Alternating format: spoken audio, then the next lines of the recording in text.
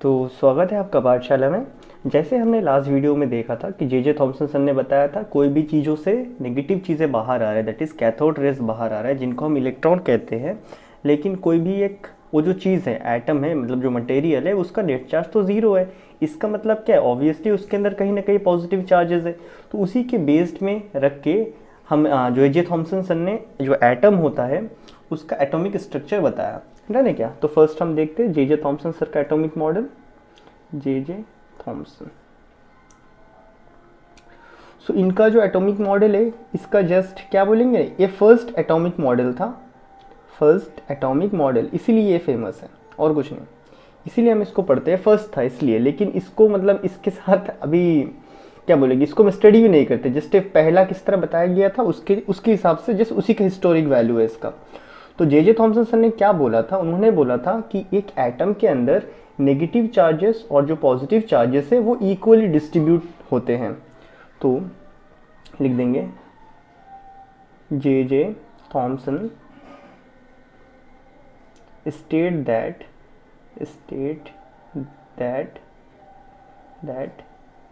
in an atom positive and negative charges are equally distributed, just like plum in pudding, just like plum in pudding. Plum pudding का मतलब तुम समझो खीर, किशमिश, काजू किशमिश खीर में, मतलब खाली काजू रहेगा, क्या रहेगा, काजू इन खीर, इसका मतलब वही होता है। पुडिंग के अंदर प्लम डाल दिया, खीर के अंदर काजू डाल दो। क्या बात है, क्लियर है? उन्होंने इसको ऐसे बताया था जे थॉमसन सर ने। तो उनका मॉडल कुछ देखने में ऐसा था। सपोज ए हो गया नेगेटिव चार्जेस मैंने बना दिए, 1 2 3 4 5 6 7 8 9 नेगेटिव चार्जेस है, तो 9 पॉजिटिव चार्जेस भी रहेंगे। 1 2 3 4 5 6 7 8 9 पॉजिटिव चार्जेस भी है। तो ऐसा मॉडल किसने बताया था? जे थॉमसन सर ने बताया था, जो कि प्लम पुडिंग मॉडल है। अभी नहीं हमें मॉडल ज़्यादा दिन चला नहीं, इसमें बहुत सारे ड्रॉबैक्स आ गए। और ड्रॉबैक्स क्या क्या थे वो समझो, आप खुद भी इसका ड्रॉबैक्स बता सकते हो, इतना तो हमारे पास भी आइडिया है। तो अगर हम बोले कि भाई ये पॉजिटिव है नेगेटिव है, पॉजिटिव है नेगेटिव, ये लोग आपस में अट्रैक्ट करना चाहिए, अट्रैक्ट करके इकट्ठा आ जाना चाहिए ना। तो ये लोग तो यहाँ पे दूर दूर क्यों बैठे? तो फर्स्ट जो ड्रॉबैक है, आप भी बोल सकते हो वाई। आप हमें रीजन बताओ क्यों ये पॉजिटिव नेगेटिव चार्जेस आपस में अट्रैक्ट नहीं कर रहे हैं। Why these positive and negative charges are not attracting each other,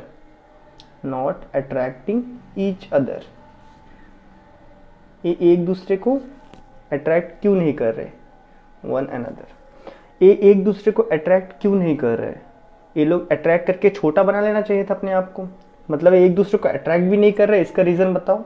और दूसरा क्या बताओ कि ये लोग इतने अगर अट्रैक्ट नहीं भी कर रहा है तो ये लोग इस तरह डेफिनेट डिस्टेंस में क्यों बैठे हैं? That is why these charges, क्यों ये चार्जेस शुड मेंटेन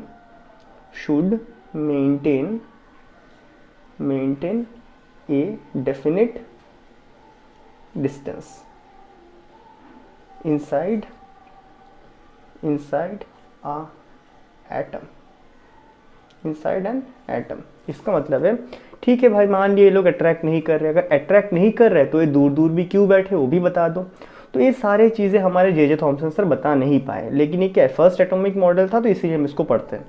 इसके बाद जे थॉमसन सर के ही स्टूडेंट थे, उनका नाम क्या था? रदरफोर्ड।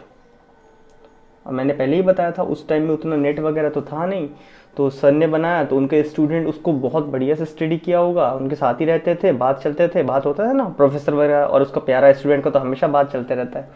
तो रदरफोर्ड थे, तो रदरफोर्ड सर ने मॉडल बनाया। जो रदरफोर्ड सर ने जो मॉडल बनाया उनका थॉट क्या था? सोलर सिस्टम से थॉट था, वो इंस्पायर्ड थे सोलर सिस्टम से। तो उन्होंने सोलर सिस्टम के बेस में मॉडल को बनाया।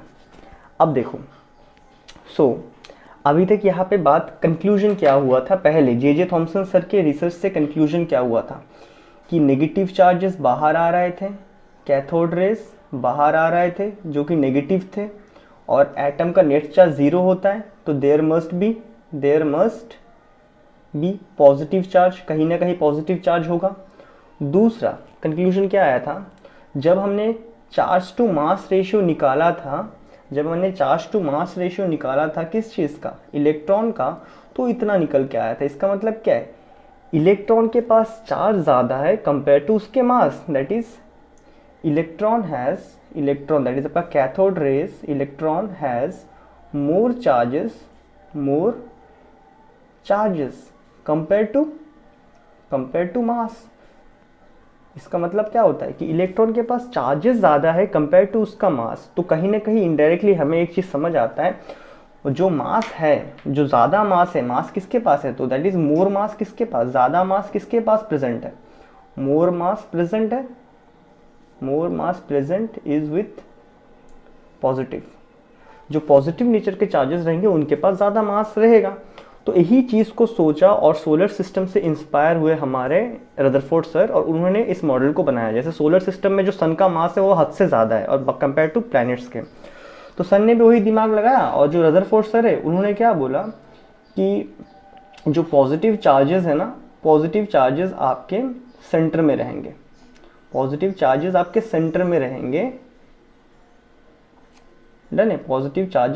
सेंटर में रहेंगे। और इसको न्यूक्लियस नाम नहीं दिया था, बस बताया था कि पॉजिटिव चार्जेस आपके सेंटर में रहेंगे, और जो नेगेटिव चार्जेस होंगे वो उनके सराउंडिंग में घूमेंगे। Just like a planets. क्या ये बातें क्लियर है? जो नेगेटिव चार्जेस होंगे वो उनके सराउंडिंग में घूमेंगे just like a planets. Okay, तो ये प्रपोज किया गया था, डन। और अच्छा, इसको ना एग्जैक्टली ऐसे प्रपोज नहीं कर रहे थे, मैं आपको अगर बताऊँ तो ऐसे किया गया था, एक ऑर्बिट में एक इलेक्ट्रॉन बताया था, मतलब एक इस तरह, एक जैसे सोलर सिस्टम था ना, एक ऑर्बिट में एक प्लैनेट घूमते हैं ना, वैसे उन्होंने ही बताया था, ऐसे एक ऑर्बिट में एक इलेक्ट्रॉन घूमेंगे, ऐसे करके उन्होंने बताया था, ठीक है। सो जे थॉमसन, अलग बोलते हैं, रदरफोर्ड सर ने क्या बोला, रदरफोर्ड प्रेडिक्टेड, उन्होंने प्रेडिक्ट किया था, predicted the atomic model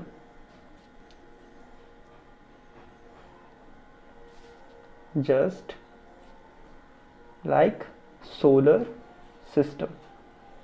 system के जैसा उन्होंने प्रेडिक्ट किया, where the heavy mass is present at center, जहाँ पे हेवी मास सेंटर में प्रेजेंट होगा। इस केस में क्या, पॉजिटिव चार्जेस, जो कि हमें इस कंक्लूजन से समझ आता है, एंड लाइट मास, जो हल्के मासेस रहेंगे, light mass is present at outside, revolving in a circular path, circular बोलो, इलेप्टिकल बोलो, तो सर्कुलर गोल गोल घूमेंगे, दैट इज आपका नेगेटिव चार्जेस। तो ये बताया था अपने रदरफोर्ड सर ने अपने फर्स्ट प्रपोज्ड मॉडल में। इन्होंने जस्ट इसको एज ए प्रपोज किया था कि ठीक है, ए नहीं है तो ए है। अब जब ए मॉडल भी आया तो सब ने बहुत सारे क्वेश्चन राइज कर दिए। ए जस्ट प्रपोज्ड हुआ था, मैं क्या बोल रहा हूँ समझो, जस्ट ए प्रपोज्ड हुआ था कि ऐसा होता होगा एटम। अब उसने बोला तो हम थोड़ी ना मान लेंगे। तो जैसे ही प्रपोज्ड हुआ इसके ऊपर बहुत सारे क्वेश्चंस उठ गए। तो पहला क्वेश्चन ये आ गया, ठीक है मान लिया ऐसा है, तो इसका मतलब तुम यहाँ पे जो बता रहे हो उसके हिसाब से क्या है, ये इलेक्ट्रॉन है, ये ऐसा गोल गोल घूम रहा है, अपना एनर्जी को लॉस करते करते करते करते एक दिन तो सेंटर में आके घुस जाना चाहिए, इसको भी इस तरह के घुस जाना चाहिए। इसका मतलब क्या है, अगर आप इस पेन को देख रहे हो कुछ वक्त के बाद ये पेन गायब हो गया क्योंकि सारे चार्जेस आके इकट्ठा हो गए, पेन छोटे हो गए। क्या बात समझ? इसमें दुनिया भर के बिलियंस ऑफ क्वेश्चन उठ गए जैसे ही इसको प्रपोज किया गया वैसे ही। लेकिन जो रदरफोर्ड थे, रदरफोर्ड के स्टूडेंट्स थे, that is Geiger and Marsden, Geiger and Marsden, जो कि रदरफोर्ड के स्टूडेंट थे। अब रदरफोर्ड ने इस मॉडल को प्रपोज किया, सबने चिल्ला चिल्ली शुरू कर दिया, कैसे कैसे कैसे कैसे बताओ। तो उनके पास तो भाई ना ही इसका कुछ प्रैक्टिकल था, ना ही इसका कुछ प्रैक्टिकल एक्सपेरिमेंट था जिससे कि वो प्रूफ कर पाए, ना ही कुछ प्रीवियस थ्योरीज थे, मतलब सपोर्टेड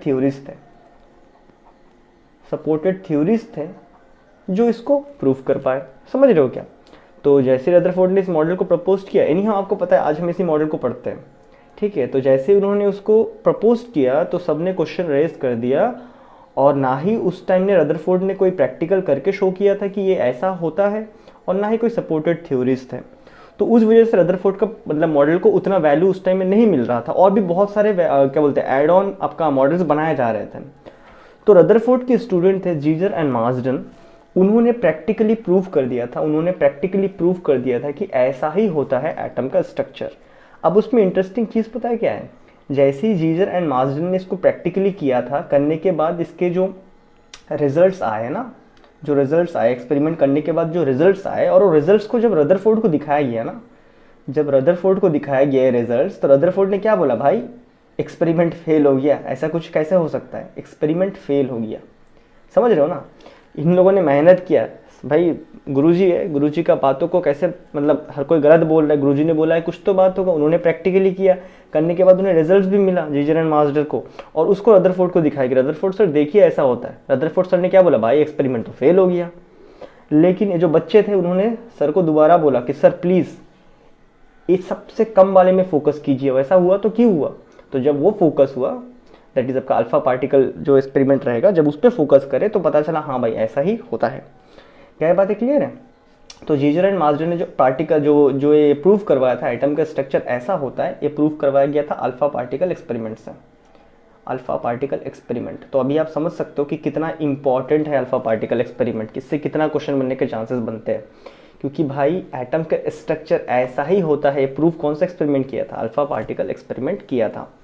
क्या ये बातें क्लियर है? तो नेक्स्ट वीडियो में हम देखेंगे जीजर और मार्सडन के एक्सपेरिमेंट को, जहाँ पे उन्होंने अल्फा पार्टिकल एक्सपेरिमेंट किया था, और उन्होंने रदरफोर्ड सर के मॉडल, जो ये मॉडल उन्होंने प्रपोज किया था, उसको और भी कैसे बेहतरीन मतलब और भी कैसे बाकी सारे कॉन्सेप्ट को भी उसके अंदर डाला गया, और कैसे उसको और बेटर एटॉमिक मॉडल बनाया गया। तो मैं मिलता हूँ आपसे नेक्स्ट वीडियो में, तब तक के लिए गुड बाय।